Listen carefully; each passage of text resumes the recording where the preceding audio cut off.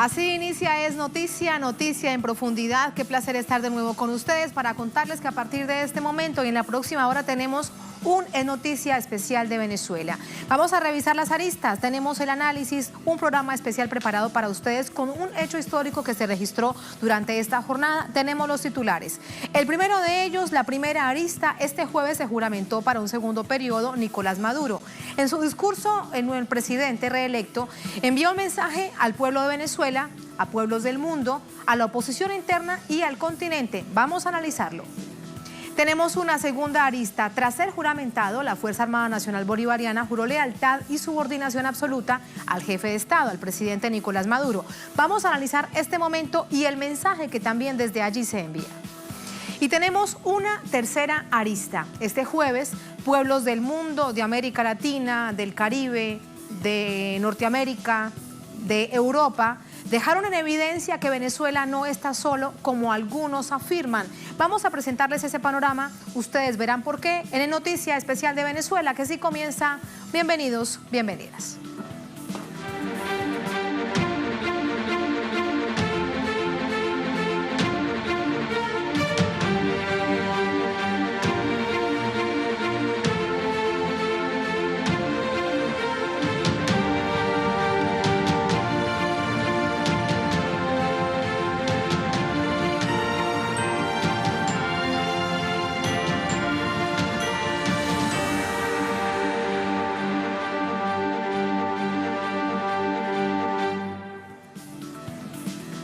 En Noticia Venezuela, este jueves el presidente Nicolás Maduro tomó juramento ante el Tribunal Supremo de Justicia para un segundo mandato presidencial, será el 2019-2025.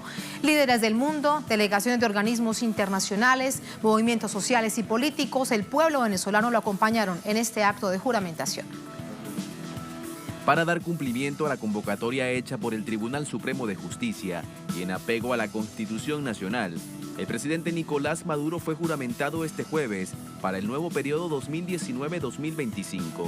Representantes de 90 países, entre ellos los presidentes Evo Morales de Bolivia, Miguel Díaz-Canel de Cuba, Salvador Sánchez Serén de El Salvador, Anatoly Bibilov de Osetia del Sur, acompañaron al mandatario. Asimismo, estuvieron representantes de delegaciones de alto nivel del Congo, Irlanda, Bielorrusia, Rusia, Argelia, China, Surinam, la Liga de los Estados Árabes, Mozambique, San Cristóbal y Nieves y Sudáfrica, entre otros. El solemne acto contó con la presencia del secretario general de la Organización de Países Exportadores de Petróleo, Mohamed Sanusi Barquindo, y el ministro de Economía, Desarrollo, Petróleo, Comercio e Inversión de Belice, Erwin Contreras. Organismos multilaterales como UNASUR, CELAC y MNOAL también se dieron cita junto a representantes de diversos movimientos sociales y políticos del mundo. En su discurso de Asunción, recordó su procedencia y su trabajo político desde las bases populares. Nuestra escuela no ha sido ni es la escuela de las dictaduras, ni del imperialismo.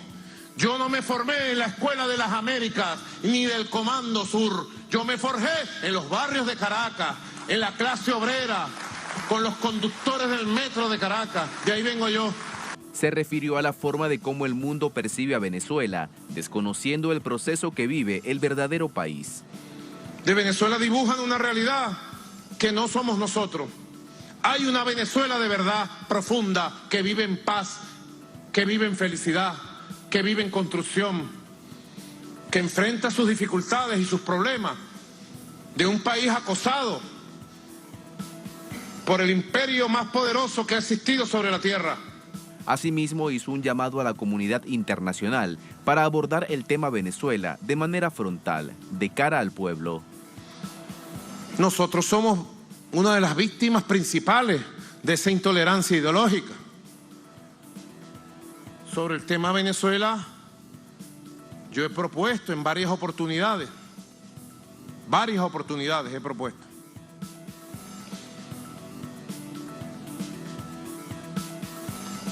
Que se convoque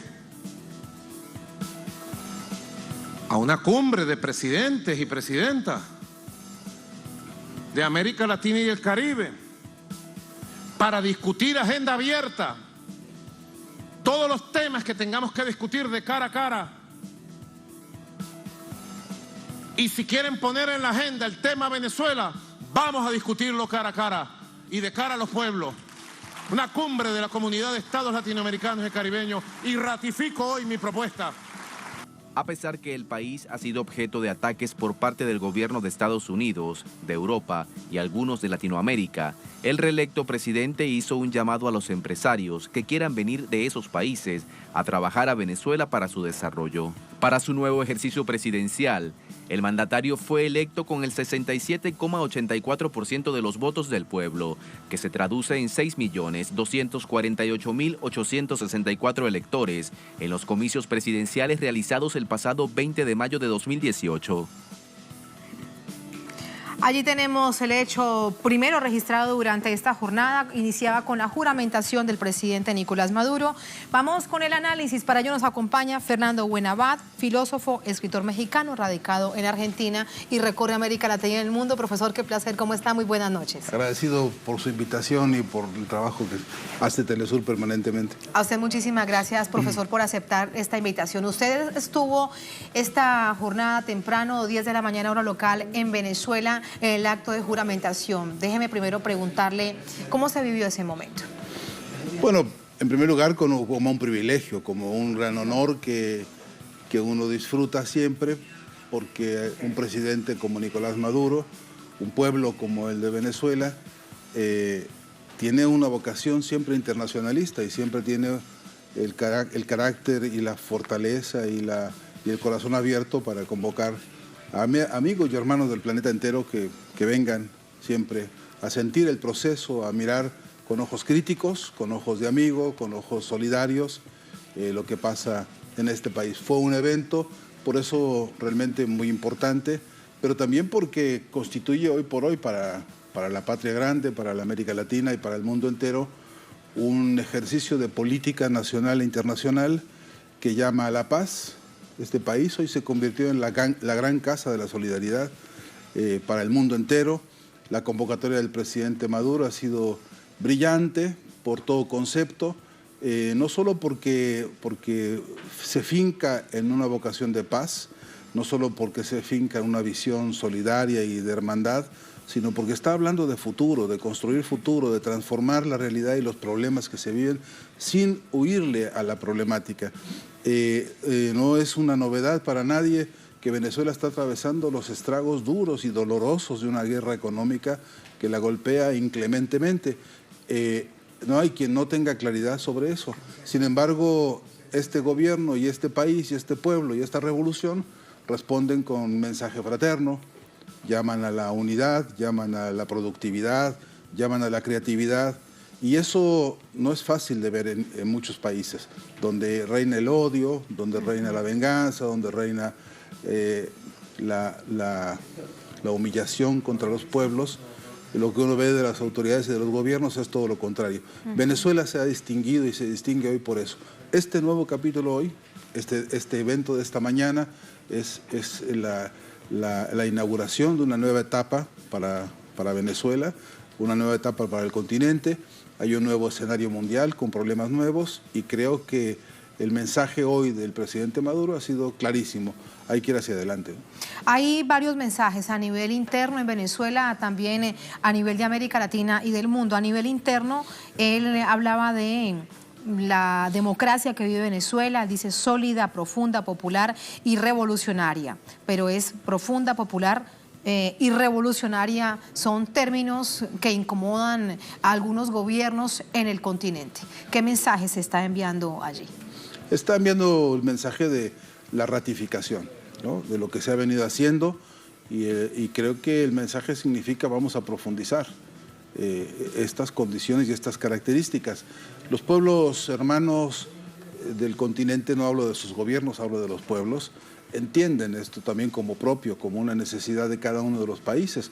¿Qué podemos decir nosotros ahora mismo del pueblo del Perú, por ejemplo, cuyo pueblo hoy, adolorido y ofendido como está por los espectáculos de corrupción más desvergonzados que ha visto ese pueblo en años, ha visto que un presidente tiene que irse porque tiene las manos metidas en la podredumbre de la corrupción más insoportable, tiene un presidente que ahora sustituye al anterior, pero incluso para darse sobrevida política necesita hacer negociaciones hasta con Fujimori, y eso representa, a mi entender, una negación contra el propio pueblo peruano.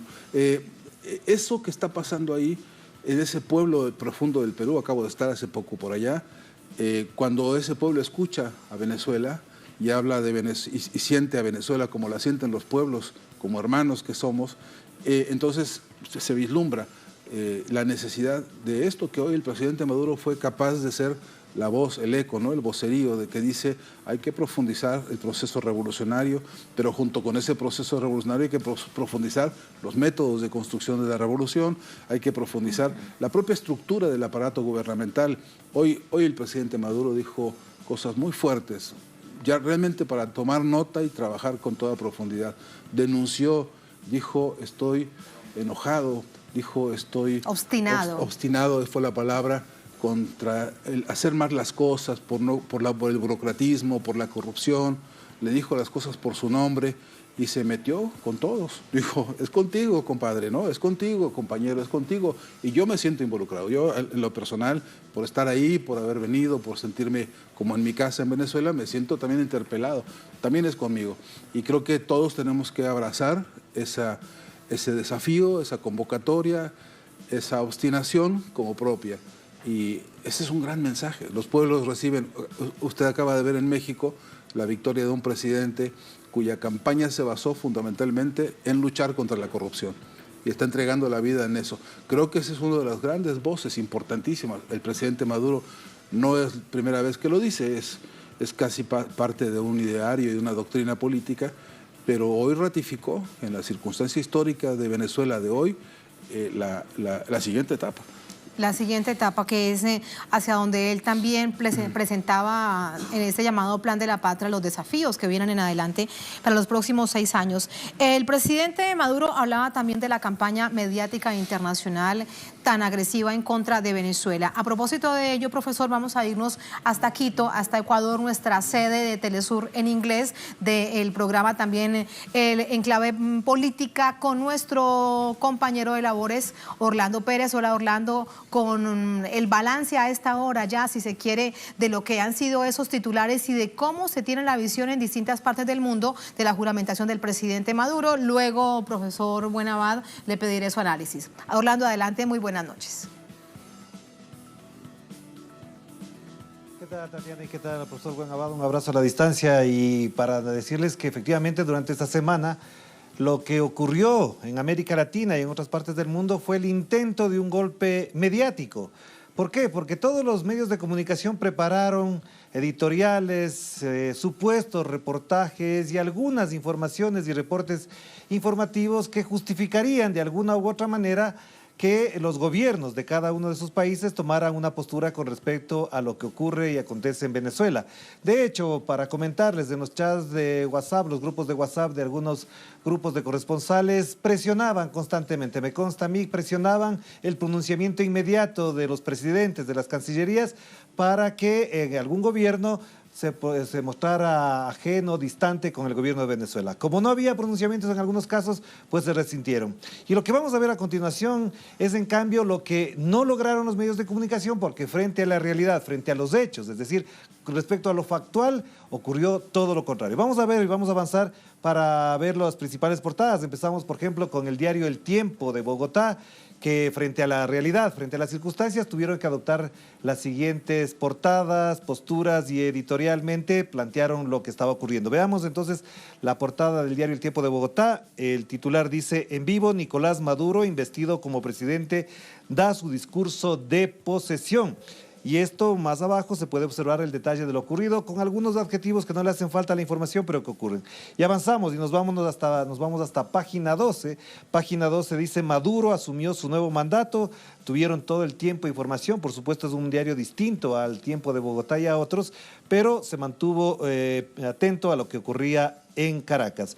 Y avanzamos y nos vamos hacia la BBC de Londres. News Mundo dice: ¿por qué es polémico que Maduro jure como presidente de Venezuela y por qué lo hace ahora si las elecciones fueron en mayo? Y explican a continuación las circunstancias tanto jurídicas como políticas que de alguna u otra manera explican que las elecciones del 20 de mayo ahora garanticen la posesión y la toma de juramento de Nicolás Maduro. Aquí se explica de alguna manera más periodística, antes que editorial, este tema. Y avanzamos y nos vamos al Clarín, que sorpresivamente, y para bien de los argentinos, por supuesto, en su página web transmitió en vivo y en directo parte de la locución y del toma de juramento de parte del presidente de la República Bolivariana de Venezuela, Nicolás Maduro Moros. Y efectivamente, gracias a esta transmisión, pueden tomar decisión los argentinos con respecto a lo que ocurría en Caracas. Y más adelante vamos a TN, que en cambio señala que en plena asunción de Maduro, Paraguay rompió relaciones diplomáticas con Venezuela. El gobierno de Benítez anunció el cierre de la embajada y de inmediato retiro de personal diplomático paraguayo. Vamos avanzando más rápidamente y en cambio el país de España, la toma de posesión de Nicolás Maduro en vivo frente a la realidad. Me imagino yo, eso ya es un asunto de orden personal, pensaban que iba a ocurrir alguna cosa extraordinaria, ajena a la ritualidad de una situación de esta naturaleza, pero evidentemente lo que estaban esperando no ocurrió. Y avanzamos y nos vamos a la CNN, el portal de esta cadena internacional estadounidense. CNN titula: Maduro comienza otro mandato con su país en crisis. Lo que no explica es que esa crisis tiene unas razones y unas causas que no precisamente están en Venezuela, que ya veremos más adelante en el análisis que ustedes hagan. También el diario El Comercio de Lima, en vivo, transmitieron en vivo también: Maduro jura para segundo periodo y será presidente de Venezuela hasta el año 2025. Y vamos cerrando con Hispan TV, igualmente investidura de Maduro, Nicolás Maduro jura su segundo mandato. Vámonos hasta nuestra casa informativa, que por supuesto transmitió en vivo y en directo, y vemos aquí a nuestro colega Rolando Segura mientras se hacía la transmisión de esto. Y veamos también un tuit interesante de la revista Semana de Colombia. Dice #confidenciales: en medio de su discurso de posesión, Nicolás Maduro lanzó una indirecta al presidente Iván Duque. Y la claqueta, el meme, como se le quiera llamar, señala: fue Bolívar, no el Capitán América. Esto no fue una indirecta, prácticamente fue una directa, como se diría en términos boxísticos, al mentón. Y vamos cerrando con el tuit de Jorge Arreaza, canciller de la República Bolivariana de Venezuela, que dice: hacemos responsable al gobierno de Perú ante cualquier consecuencia contra nuestro personal diplomático y embajada en Lima, que hoy han sido objeto de varios ataques, incluyendo un grupo de bandidos que ingresó en nuestra sede. Les exigimos que cumplan con la Convención de Viena. De esto no hubo réplica en algunos medios de comunicación y por el contrario se mantuvo todo ajeno o no priorizando la información de primera mano. Y lo que sí sorprendió al mundo entero y que de alguna u otra manera lo tuvieron que replicar los principales medios de comunicación es esta declaración de Steve Dujarric, quien dijo: nosotros continuaremos trabajando con el gobierno de Venezuela notablemente en el marco de asistencia al desarrollo, en alimentación, salud, seguridad y nutrición. Como asunto principal siempre apoyamos el diálogo y el diálogo regional, y además, como lo muestra el tuit, hubo algunas reproducciones y el video dice por su propia cuenta lo que efectivamente esto tiene como impacto. Y cerramos ahora con lo que ya tiene la agencia EFE, que fue la primera en divulgar esta información.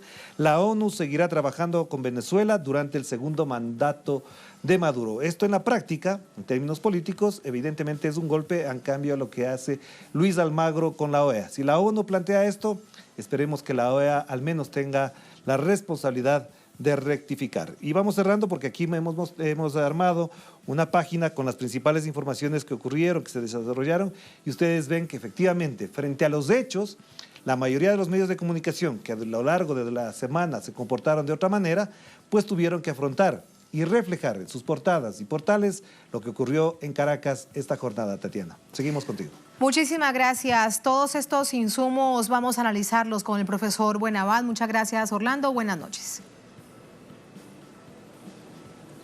Ahí está parte del repaso, profesor Buenabad, de lo que veíamos durante esta jornada. De hecho, fue una noticia mundial y muchos de esos titulares, de esos medios, hicieron uso de la señal de Telesur. Como debe ser, ¿no? Que es una señal referente para para América Latina y para el mundo entero. Creo que está claro en este resumen de Rolando una estrategia que venimos viendo hace mucho tiempo. Hoy se repitió la vieja manía de la prensa de la derecha de pretender crear emboscadas, ¿no? Ideológicas con los titulares de sus notas.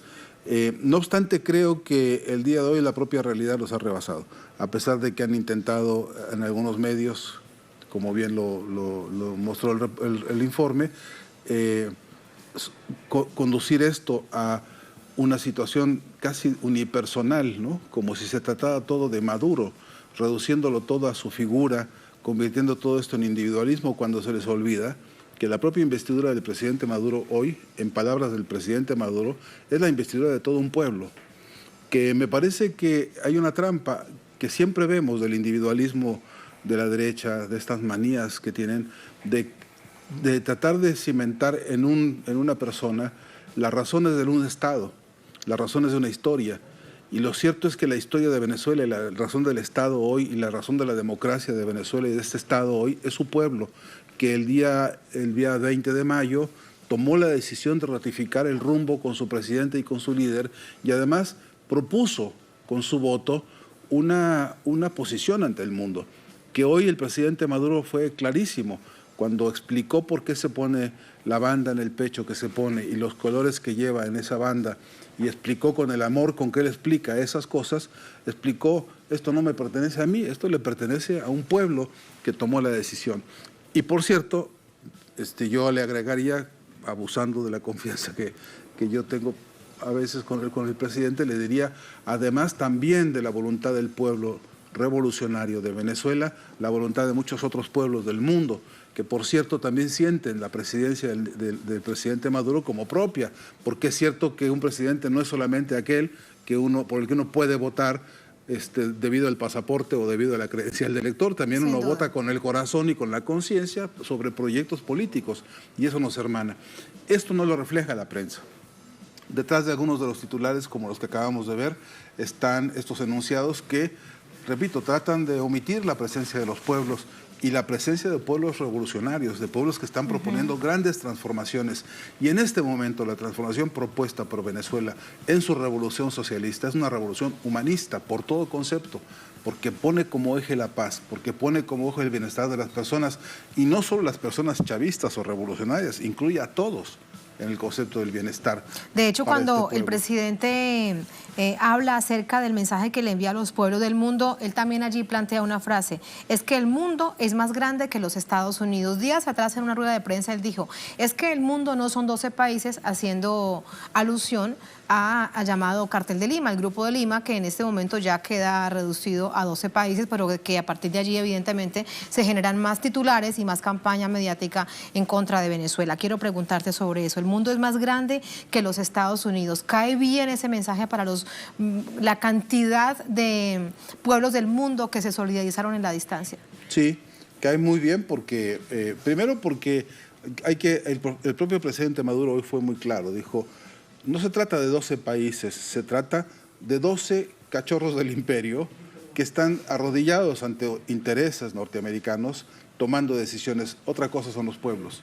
Ellos no pueden llamarse países cuando lo que están es tomando decisiones de secta, de grupos, de pequeños grupos. Y por cierto, cuando un presidente así, en estas condiciones, es capaz de recordarnos, el mundo es bastante más ancho y bastante más complejo y bastante más interesante y más rico. Y hay una diversidad de voces en el planeta, hay una diversidad de sentires, de emociones complejas en el planeta que sienten a Venezuela de manera distinta. He sido testigo mirando documentales, mirando películas, mirando mucho material sobre la propia gestión del presidente Hugo Chávez, caminando por la India, caminando por Rusia, caminando por todos esos países que él fue capaz de visitar, cómo esos pueblos se quedaron impregnados de Chávez y impregnados de Venezuela. Lo vi un día en una reunión en Bélgica que tuvimos con grupos solidarios con Venezuela, hombres que pasaban por la calle y saludaban a las banderas venezolanas diciendo Chávez, Chávez, en su difícil castellano, y decían con el corazón, porque sentían que estaban cerca de un presidente que se parece a su pueblo. Eso Nicolás Maduro lo ha recogido muy bien. Creo que el presidente Maduro, hay que decirlo, hoy es dueño de un aplomo, hoy es dueño de una maduración en medio de la guerra y de las presiones de la guerra económica y mediática que hace de inclemente contra Venezuela y contra él. El presidente Maduro ha sacado la lección la mejor posible, que es la del aplomo, la de la serenidad, la del hombre que no cae en las emboscadas y en las trampas, y la del hombre que es capaz de salir adelante diciendo, hablemos de las cosas duras. Convocó hoy a una cumbre. Se dice fácil, ¿quién tiene hoy la capacidad, la voluntad y la fortaleza política para llamar a toda una región y decir, reunámonos? Y veámonos cara a cara. Con agenda abierta. No se trata de que yo te condiciono de qué vamos a hablar. Hablemos de lo que quieras que hablemos, cara a cara y de manera cruda, si es preciso, ¿no? Esa convocatoria no habla más que, me parece a mí, de la consolidación de un liderazgo. Yo creo que el presidente Maduro, por eso mismo hoy, se instaló ya como el más importante candidato a ser un líder continental para la patria grande, porque está desarrollando una nueva doctrina de patria grande a partir de estas tesis fuertes, de estas tesis profundas de Estado, de Estado grande, de patria grande, de historia grande y sobre todo de valores humanísticos, ¿no? A mi entender, ahí Nicolás Maduro está fuertemente afianzado ya en un capítulo en el que no le queda más remedio que convertirse en eso, en un líder regional, en el líder que sea capaz hoy, como lo fue Chávez en su momento, de concitar el análisis y la movilización de los pueblos. A propósito de esto, profesor Buenabad, él hacía referencia a la necesaria integración.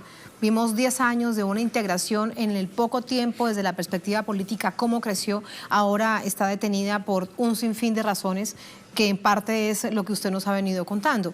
Pero él reitera que es la integración el camino de los pueblos y de los gobiernos de la región. Y es que es la clave en más de un sentido, porque integración no solamente significa juntémonos para hablar de lo que queremos hablar. Integración significa hagamos lo posible por colaborar en resolver nuestros problemas, en atendernos, incluso en darnos el abrazo de reconocimiento cuando hay que dárselo. Integración implica que un buen día, de alguna manera y en algún sitio nos reunamos, nos digamos de corazón a corazón qué creemos, qué sentimos, en qué nos necesitamos mutuamente y luego seamos capaces de decir, oye, qué bien que estás haciendo tal cosa. Porque también hay que decir, integración implica reconocer, este país hoy es un monumento a la dignidad solamente por el proyecto de viviendas que aquí se está desarrollando, para no ahora detenerme en la lista complejísima de cosas, pero eso tiene que ser reconocido fraternalmente y tiene que ser reconocido como conquistas humanísticas. La gran transformación en la vida y la dignificación de los pueblos por contar con su vivienda, que es su derecho, que es su oportunidad de dignificación individual y colectiva, en Venezuela es un ejemplo, es un paradigma importantísimo. Eso tiene que reconocerse y un encuentro de integración tiene que incluir esto. Un encuentro de integración tiene que incluir la explicación de cosas. Lo vi en México hace poco, en la Plaza del Zócalo de la Ciudad de México, el día de la asunción del presidente López Obrador. Hubo una pregunta a una persona de la plaza, le decían, oiga, ¿usted por qué? Porque había un clamor en la plaza del Zócalo, Maduro, Maduro, gritaba la gente. Entonces le preguntaron, ¿usted por qué apoya a Maduro? Es presidente de otro país. Dice, no, mira, yo de política no sé. Lo único que sí sé es que si los gringos lo atacan, algo bueno va a estar haciendo, ¿no? Y me parece que esa ecuación es la ecuación clave de la integración también, porque ahora hay que explicarnos entre todos por qué razón este hombre y este pueblo y esta revolución reciben los ataques que reciben del mundo, y es que algo bueno deben estar haciendo si la derecha o ultraderecha, que menos hace por la humanidad, que menos hace por la persona, que menos hace por el futuro, están tan enojados, están tan enloquecidos, ¿no? Algo bueno deben estar haciendo.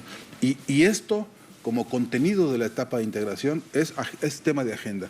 Tenemos que hablarnos, creo yo, articular los nuevos vocabularios, aprender a hablar en clave de la transformación histórica, dar el salto humanístico que necesitamos, hasta para contarnos nuestros dolores y nuestras penurias, hasta para contarnos qué nos hace falta si requerimos el auxilio de compañeros que sean capaces de producir, qué sé yo, pizarrones para escuelas o medicamentos o lo que fuese. Esos acuerdos se construyen no solo sobre la base de cuánto cuesta y cuánto te debo y cuándo te mando el cheque. Se construye sobre la base de que ojalá que estos medicamentos cumplan la tarea de reconstruirle la salud a unas personas y que realmente eso las vuelva a la vida productiva y se reconquiste lo que creo que es central. La gran lección de la Revolución Bolivariana es que nos enseñó que todas las relaciones que se tejen entre personas y entre países tienen que ser dignificantes o mejor que no sean, ¿no? El pueblo es el centro, como lo decía el presidente Chávez y mantiene en la línea el presidente Maduro. El pueblo es el centro de todo el esfuerzo, de todo el trabajo y de toda esta resistencia. Le cuento un chisme, si quiere. Dígame, cuénteme rapidito. Un chisme. Rápido. Hoy la voz más fuerte que se escuchó en el recinto de la Suprema Corte de Justicia donde asumió el presidente, la voz más fuerte que se escuchó era la que venía de afuera, de las calles, de ese pueblo. De ese pueblo que lo estaba acompañando en las adyacencias del TSJ. Que nos avisaba a todos nosotros y a todo el mundo, aquí estamos presentes, ¿no? De esa manera estaban presentes. Así es. Muchísimas gracias, profesor. Un placer y bienvenido siempre a Telesur. Muchísimas gracias. Vamos a hacer una brevísima pausa. Al volver, en este programa especial de noticias sobre Venezuela, vamos a centrarnos en varios hechos. Uno, después de la juramentación, el presidente Maduro se encontraba con la Fuerza Armada Nacional Bolivariana. ¿Qué mensaje se envió allí? ¿Cuál fue la apuesta de la llamada FAM aquí en Venezuela con respecto al jefe de Estado? Vamos a revisarlo y también directamente relacionado con lo que ven ustedes en las imágenes. Pueblos del mundo acompañando a Venezuela. Los mensajes que se envían, bueno, desde distintas latitudes. Vamos a revisarlo con más análisis aquí al volver en el Noticias.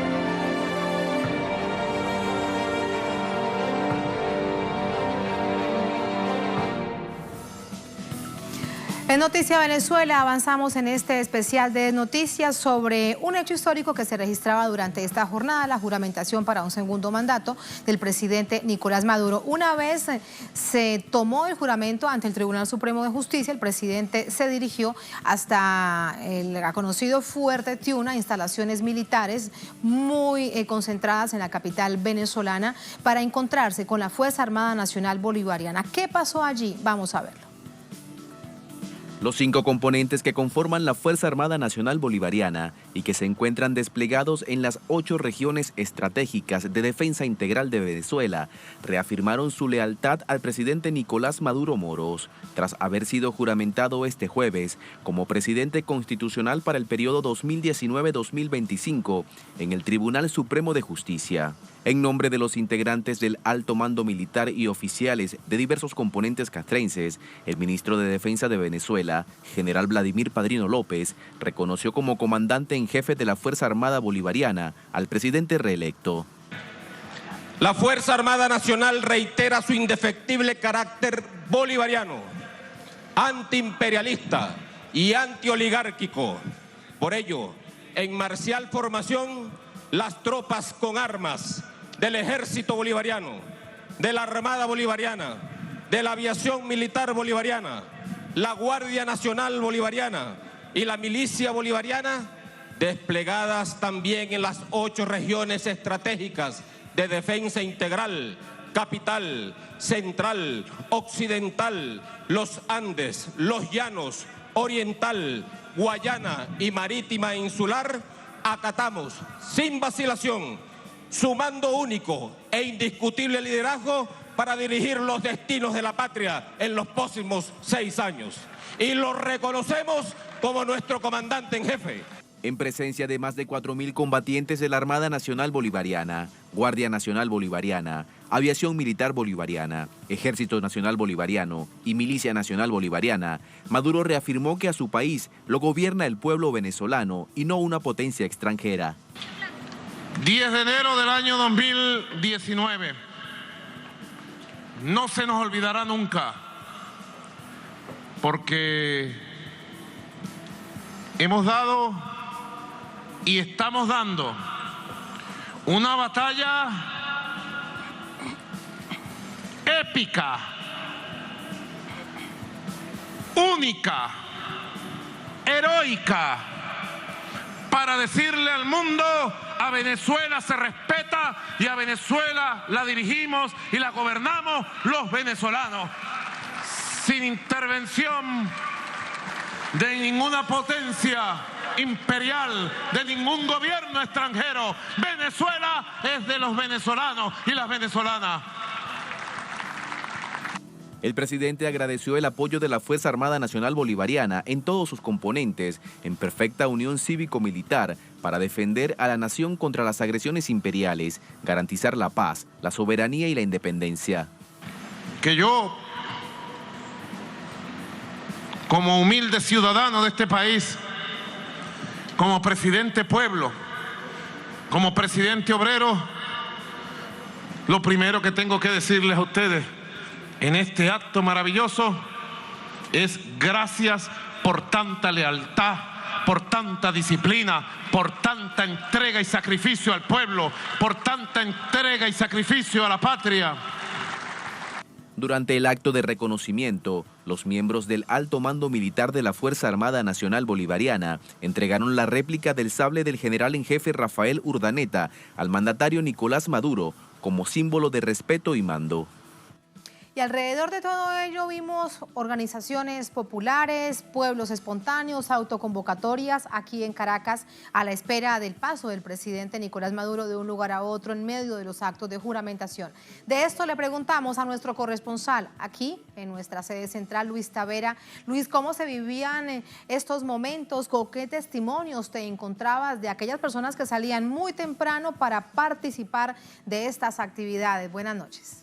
Buenas noches, Tatiana. Saludos a ti y a la audiencia que sintonizan las pantallas de Telesur desde tempranas horas. Nosotros pudimos ver el ambiente en la capital venezolana con total tranquilidad. Las personas se dirigían a sus trabajos, otros a las universidades, pero en varios puntos, específicamente del centro de la capital venezolana, se encontraban varias organizaciones políticas y también sociales quienes decidieron salir a las calles para manifestar este respaldo y el acto de juramentación presidencial del mandatario Nicolás Maduro ante el Tribunal Supremo de Justicia. Y justamente en los alrededores de este máximo órgano nacional se encontraban varias tarimas, Tatiana, varias personas quienes expresaban sentimientos. También fue un ambiente con sentimientos encontrados, habían música. Las personas que se acercaban a las cámaras de Telesur compartían y recordaban todos esos logros que han obtenido durante estos 20 años de la revolución bolivariana. Decían que si es necesario de mantenerse en las calles para decirle al mundo que ellos se mantendrán en la defensa de todas estas misiones sociales y también de los logros de inclusión, como lo decían varias mujeres que asistían a este acto de juramentación presidencial que fue justamente en esta revolución bolivariana donde la mujer fue reivindicada y fue elevada a altos cargos del gobierno y también dentro de las comunidades tienen participación. Otras claves que distinguen en este discurso presidencial, las personas estaban desde las afueras del Tribunal Supremo de Justicia escuchándolo en vivo a través de pantallas en un ambiente muy emotivo donde los aplausos y también la música respaldaban todo el discurso que tenía el presidente Nicolás Maduro. Se esperan más movilizaciones y se esperan más actividades en la calle para que las personas puedan seguir manifestando su respaldo a lo que fue esta juramentación presidencial del segundo periodo de Nicolás Maduro. Gracias por esos detalles, Luis. Muy buenas noches. Vamos a continuar con el análisis a otro punto de nuestra casa Telesur. Nos vamos con Rolando Segura. Rolando, allí tienes a una verdadera experta en la Constitución venezolana, analista política, que nos ayuda de una manera frecuente aquí en Venezuela y en el mundo a entender las complejidades y los desafíos que tiene la revolución bolivariana. Con eso vamos. Adelante y muy buenas noches. Sí, saludos Tatiana. En efecto, estamos con María Alejandra Díaz, constituyente, con toda esa presentación que hacías. Y voy entonces de inmediato a la primera pregunta, María Alejandra. Hoy el presidente Nicolás Maduro decía, he cumplido con la Constitución y con la democracia. ¿Realmente fue así? Sí, absolutamente. Nuestra Constitución prevé inéditamente un sistema que permite tomar juramento, que es un acto además formal que pretende frente al país jurar cumplir con la Constitución. Y nuestra Constitución, la del 99, prevé una modalidad o dos modalidades. Una que es directa, que es que el presidente jure ante la Asamblea Nacional Constituyente. Pero en ese mismo artículo se establece que si se presenta una, digamos, previendo un conflicto, un posible conflicto entre el legislativo y el ejecutivo, y se niegue este poder legislativo a recibir el juramento, pueda hacerlo ante el Tribunal Supremo de Justicia. Eso ya incluso es una tradición en Venezuela, porque existe una ley que se refiere a los juramentos de 1943-1947, que prevé el juramento frente a la primera autoridad judicial del país. Así que absolutamente el presidente, el mecanismo funcionó, establecido en la Constitución 231, y bueno, ahí están los resultados del día de hoy. Sin embargo, la directiva de la Asamblea Nacional, controlada hoy por la oposición en Venezuela, ha dicho que Maduro, a partir de este 10 de enero, es ilegítimo, es usurpador, y ha convocado a un cabildo abierto para discutir cómo enfrentar esta situación. Bueno, mira, a mí no me extraña ese comportamiento incongruente, incoherente por parte de la oposición, que además dilapidó lo que habían logrado acumular de fuerza política en el 2015. Ellos ganaron, además, con el mismo sistema electoral, con los mismos rectores del sistema electoral. Nadie les desconoce su legitimidad. Sin embargo, están empeñados en convertirse en un enemigo interno de la Constitución. Además, están insubordinados contra la Constitución. O sea, a mí no, ese comportamiento no me extraña. Porque además, fíjate, hace 3 años dijeron que Nicolás Maduro había abandonado el cargo, declararon la usurpación de funciones, pero además dijeron que el presidente no podía ser electo presidente en el año pasado, cuando se hicieron las elecciones, porque era de otra nacionalidad, era colombiano. Es decir, ellos han aplicado un abanico de incoherencias que ninguna les ha resultado a lo interno. Ese discurso de la oposición es para afuera. Pero hay un elemento nuevo y lo veíamos ya desde la víspera, cuando algunos sectores de la extrema derecha en Venezuela llamaban a manifestarse hoy en las calles en contra de la juramentación del presidente Nicolás Maduro, y decían expresamente, revisé para tener la certeza que lo decían estas agrupaciones políticas, y lo decían, la ruta la trazó el llamado Grupo de Lima. ¿Qué significa esto? Fíjate, lo más grave de esta declaración, pienso yo, es la demostración de que esta es una oposición supeditada al mandato antinacional. La tragedia más grande del sistema político, de la democracia venezolana en este momento, es que tenemos una oposición antinacional, antipatriota.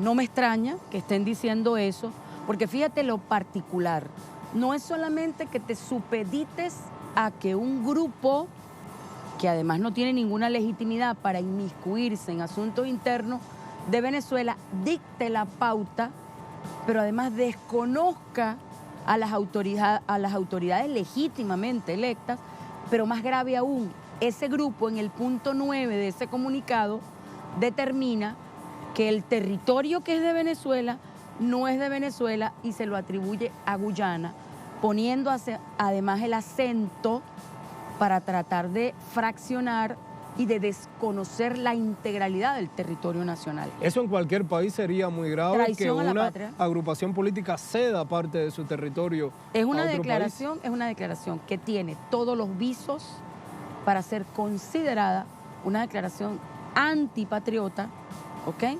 Pero además, lo más grave de todo es que aceptan que gobiernos extranjeros se inmiscuyan y además cedan territorio y ellos lo avalan. O sea, eso es gravísimo. Pero hoy hay también un nuevo elemento con la reacción de Paraguay al romper relaciones con Venezuela. El propio presidente del Paraguay dice que a partir de esa ruptura se va a respetar la deuda que tiene con Petróleos de Venezuela, pero ese dinero irá a la reconstrucción de Venezuela. Estas palabras ya la hemos escuchado en el escenario internacional. ¿Qué consecuencias también puede tener este tipo de prácticas? Fíjate, lo más peligroso del estatuto que ellos no lograron firmar, acuérdate, la sesión fue convocada para firmar ese estatuto y aprobarlo y no reunieron el quórum. Sin embargo, internamente ese discurso lo desprecia parte de la oposición y lo desprecia el chavismo. Los venezolanos no queremos que se inmiscuyan en nuestros asuntos Porque internos. toda la oposición venezolana no es antipatriota. No, exactamente. Nosotros tenemos, si vamos a hablar en esos términos, una oposición patriota.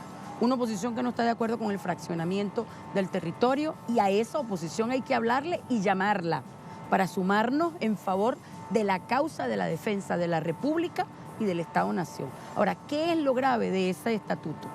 Es que están preparando el escenario para que un gobierno de transición, como ellos lo llaman, un CNT, aquí le llaman Consejo Nacional de Transición para la Democracia, en Libia se le llamaba Consejo Nacional de Transición. Primero, pueda firmar internacionalmente en préstitos. Mosca con esto, es muy peligroso. O sea, hay que tener mucho cuidado.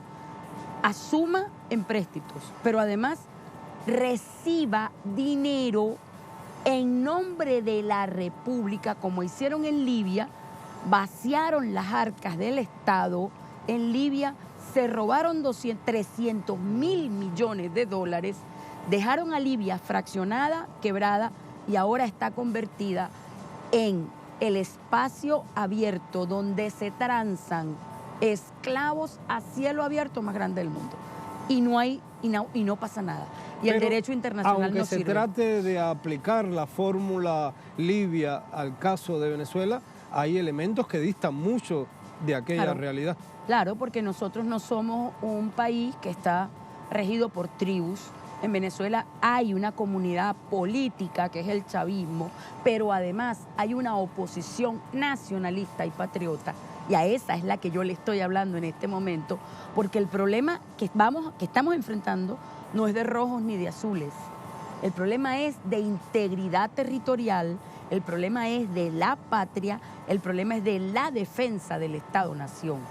Entonces, allí tenemos puntos en común que tenemos que defender, porque estos señores lo que pretenden es destruir a Venezuela para después venir a reinar sobre la ceniza, pero además robarse los recursos, porque detrás de todo esto lo que está es el petróleo. Recuerda tú que Venezuela tiene 300 años de petróleo y si se descubren unas técnicas más perfeccionadas, podemos tener petróleo para 500 años. Entonces, el mercado internacional necesita nuestro recurso y ellos tienen el problema de que la Constitución de la República Bolivariana de Venezuela establece que el recurso natural es de los venezolanos, los recursos naturales, y además obliga al Estado a repartir justamente. Entonces, la Constitución no solamente les impide hacerse de los recursos naturales, por eso necesitan derogarla, por eso necesitan acabar con el Estado-Nación, que es el escudo, sino que además obliga al Estado a repartir justamente esa riqueza, es decir, es antineoliberal. Volviendo a otro de los actores de estos escenarios, en la oposición precisamente hemos visto también en las últimas horas como reacción a esta juramentación, cómo algunos sectores de la oposición han estado, como se dice acá en Venezuela, lanzándose los corotos, y un representante de la oposición que se paseaba por el mundo pidiendo sanciones, medidas coercitivas contra Venezuela, discutiendo también con el presidente actual de la Asamblea Nacional, una persona totalmente desconocida en política. Bueno, lo primero que tenemos que decir es que recordemos que esa Asamblea Nacional se juramentó indebidamente esa directiva porque está en desacato. ¿Qué significa esto? Ellos desconocen al resto de los poderes públicos. Están insubordinados contra la Constitución. A pesar de que tienen legitimidad, en la práctica, esos señores han desconocido al resto. Entonces, la conformación de esa directiva no es legítima, no tiene validez, es nula, de nulidad absoluta. Por eso te digo que entonces, sin embargo, dentro de ese escenario, el señor Julio Borges, que además está por el mundo, como tú dices, recogiendo plata en contra de su propio país, hoy tildó al señor Guaidó, que es el presidente de facto en la Asamblea Nacional, que designaron ellos, de que era un cobarde. Y el otro le dice, bueno, tú estás afuera y desde afuera pretendes darnos clase. Es decir, es una oposición atomizada, fraccionada, porque incluso tenemos información de que hay diputados electos con el mismo Consejo Supremo Electoral, con el Consejo Nacional Electoral, con que fue electo el presidente y fuimos electos nosotros en la Asamblea Nacional Constituyente, que quieren salir del desacato. O sea, ellos están divididos, fraccionados. Y hoy precisamente el presidente del Tribunal Supremo de Justicia llamaba a la directiva de esta Asamblea Nacional a corregir ese desacato. ¿Es posible hacer eso? Claro, es muy fácil además. Fíjate, yo creo que detrás de todo esto hay un plan premeditado. Porque si ellos sesionan, logran quórum, asume Henry Ramos Alú, correctamente designan y desincorporan a los 3 diputados que de manera írrita se incorporaron y juramentan a su nueva directiva, salen del desacato en una sesión. No lo han hecho en los últimos 3 años. ¿Por qué? Bueno, por torpeza política o porque hay un plan premeditado para victimizarse ante el mundo, asumir que ellos son los legítimos y de facto hacerle creer al mundo que en Venezuela hay un sistema parlamentario, que ellos están por encima de la Constitución, desconociendo el juego de la arquitectónica constitucional que tiene que ver con pesos y contrapesos. De aquí un poder no puede estar por encima de otro porque tiene contrapesos que no le permiten actuar de manera como ellos están actuando. Pero el presidente Nicolás Maduro insiste en el diálogo. ¿Hay alguna posibilidad?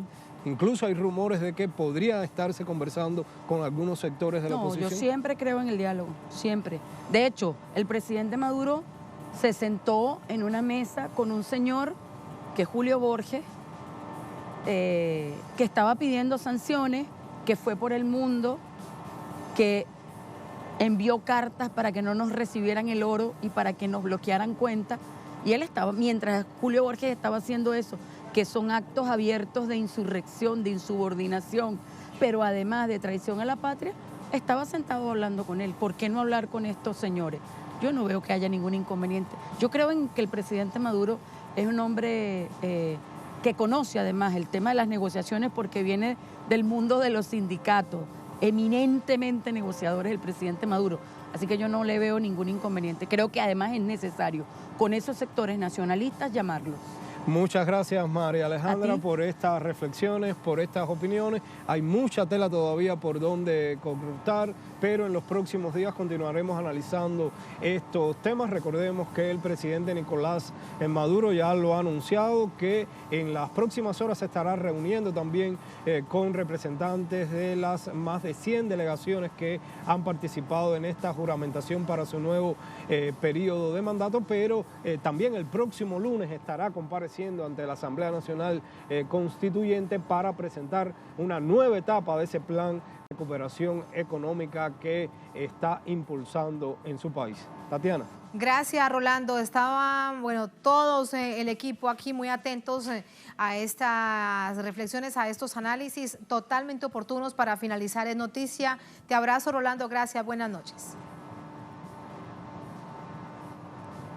Gracias también a todos ustedes por habernos acompañado. Cerramos este Es Noticia especial de Venezuela. Ahí están los análisis puestos sobre la mesa. Le dimos la vuelta al mundo con base en un eje central, Venezuela y la Revolución Bolivariana. Así nos vamos. Será hasta la próxima. Sigan con nosotros.